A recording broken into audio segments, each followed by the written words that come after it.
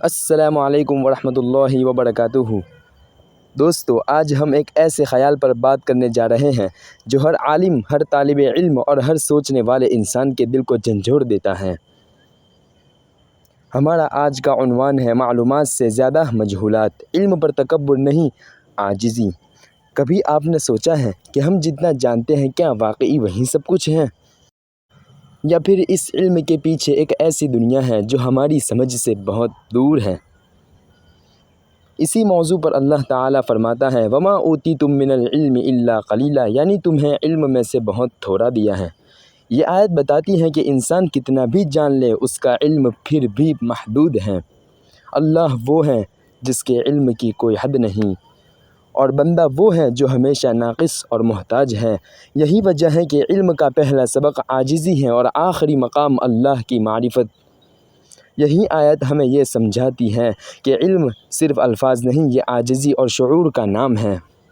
اسی حقیقت کو ہم نے ان لوگوں میں زندہ دیکھا جنہوں نے علم کے ساتھ سب سے زیادہ تقویٰ اور انکساری دکھائی۔ آئیے ان میں سے ایک مثال سنتے ہیں، حضرت علی رضی اللہ عنہ کی۔ حضرت علی رضی اللہ عنہ کو کسی نے کہا، یا علی، آپ سب سے بڑے عالم ہیں۔ فرمایا، میں جو جانتا ہوں وہ اللہ کا عطا کردہ ہے، اور جو نہیں جانتا وہ میرا عجز ہے۔ یہ وہی احساس ہے جو بندے کو تکبر سے بچاتا ہے کہ علم میرا نہیں، اللہ کی امانت ہے۔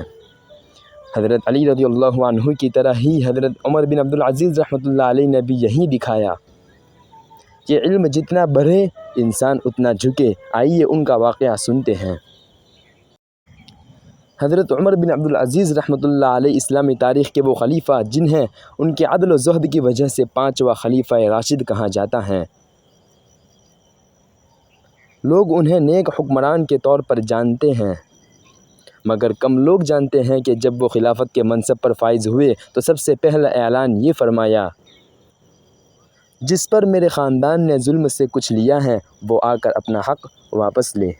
یہ اعلان ایک خلیفہ کے دربار سے نہیں بلکہ ایک بندے عاجز کے دل سے نکلا ہوا جملہ تھا۔ ان کے پاس ذاتی جاگیریں اور مال موجود تھا۔ خاندان کے افراد نے کہا، اگر سب کچھ واپس کر دو گے تو ہمارے بچوں کا کیا بنے گا؟ حضرت عمر بن عبد العزیز رحمۃ اللہ علیہ نے بڑے اطمینان سے جواب دیا، میں اپنے بچوں کو اللہ کے سپرد کرتا ہوں۔ اور پھر انہوں نے اپنی بیوی اور اہل خاندان کی تمام جاگیریں بیت المال میں واپس کر دیں۔ یہ وہ وقت تھا جب ان کے پاس دنیا کی سب سے بڑی طاقت تھی، مگر دل میں غرور نہیں، خوف خدا تھا۔ وہ فرمایا کرتے تھے، میں خلیفہ ہو کر بھی سب نہیں جانتا، حقیقی علم صرف اللہ کے پاس ہے۔ انسان کو وہی علم دیا جاتا ہے جتنا اللہ چاہے، اور علم پر فخر کرنا دراصل جہالت کی نشانی ہے۔ یہ واقعہ ہمیں وہ مجہول حقیقت سمجھاتا ہے جو آج ہم بھول چکے ہیں، کہ علم انسان کو جھکاتا ہے، اٹھاتا نہیں۔ جس علم سے تکبر پیدا ہو وہ دراصل علم نہیں بلکہ آزمائش ہے۔ حضرت عمر بن عبد العزیز رحمۃ اللہ علیہ نے ہمیں یہ سبق دیا کہ جتنا ہم جانتے ہیں وہ کم ہے، اور جو نہیں جانتے وہ بے شمار۔ اسی لیے سچے عالم وہ ہیں جو اپنے علم کے باوجود جھکے رہتے ہیں، کیونکہ علم کی اصل روشنی عاجزی میں ہے، غرور میں نہیں۔ حضرت عمر بن عبد العزیز رحمۃ اللہ علیہ نے یہ دکھا دیا کہ علم اور طاقت کے باوجود عاجزی ممکن ہے۔ اسی پیغام کو امام شافعی رحمۃ اللہ علیہ نے اپنی زندگی میں عملی شکل دی۔ انہوں نے ثابت کیا کہ علم کے ساتھ سب سے بڑی خوبی یہ ہے کہ انسان کبھی یہ نہ سمجھے کہ وہ سب کچھ جانتا ہے۔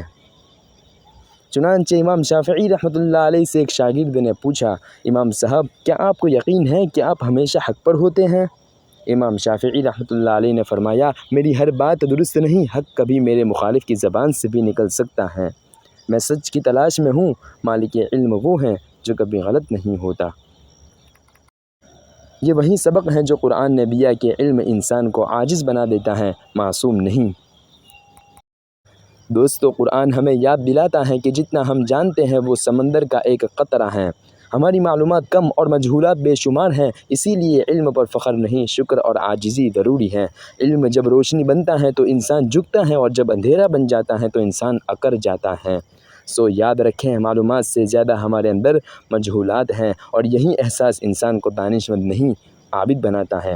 السلام علیکم ورحمۃ اللہ وبرکاتہ۔